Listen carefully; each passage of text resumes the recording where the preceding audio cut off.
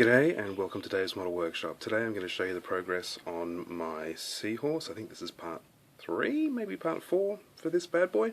So this is my anti-gravity lighthouse Sci-Fi scratch build kit. I've decided to name it the Seahorse. This is where the hull is at. So you've probably seen previous things. We've got the scratch built arms and the sort of interior gizzards bit. We've got the engine module which goes at the bottom of it, which I scratch built way back from bits and pieces, and I've got a couple of pieces here which I built as part of my showing you guys video on how to chip paint, on comparing different paint methods, paint chipping mediums. Oh boy, not a great start. Anyway, this is where the hull's at. So the hull, I don't know, I've not enjoyed making the hull as much as I had expected to, and I think it comes down to sort of two things. One is that the bottle that I used for the hull, the plastic's a little tiny bit greasy, so it's really difficult to stick things to it. Things do fall off. I've been using CSA glue the whole time. Sorry, CA glue. Sorry, haven't had much sleep last night. I've been using CA glue the whole time, and that works, but it's just not the greatest medium to work with.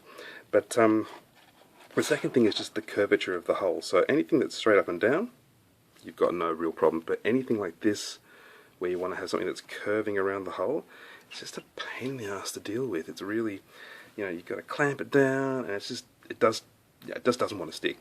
So yeah, this is where it's at. So at the moment, it doesn't look like much, and admittedly, the fact that it's, you know, fairly transparent, although a lot of it's frosted up with the CA glue, but the fact that it's fairly transparent means that it's a little tricky to see exactly what's what.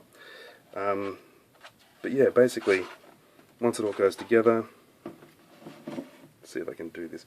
This piece will go down the bottom. It's a little tricky to get it in there, so I'm not going to do it right now, but you get the idea. So you're going to have that sort of jet thruster poking out, and then right at the bottom is this fan.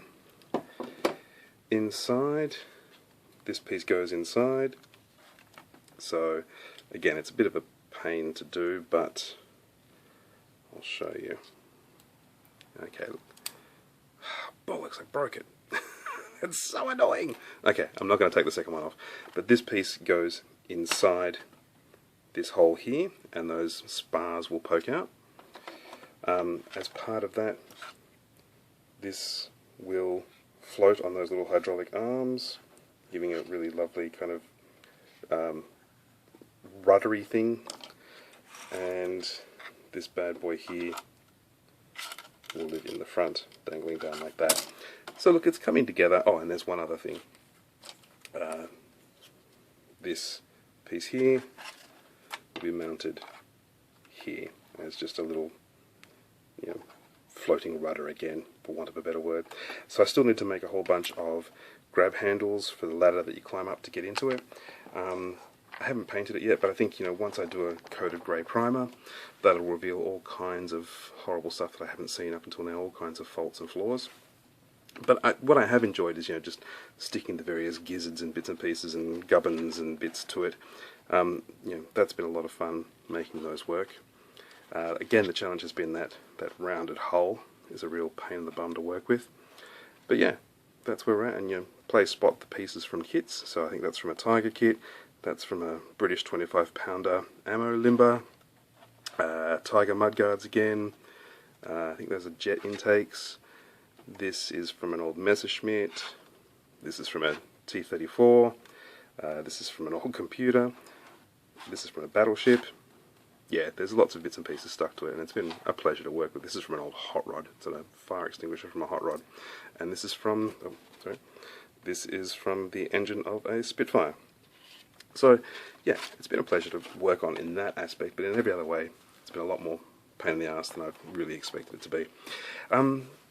Yeah, so look, I'm off to Japan in 2 days' time. I may not get any videos up for the next couple of weeks, but I thought I'd like to bring you guys up to speed on where I'm at today, just to, you know, give you something to see before I disappear.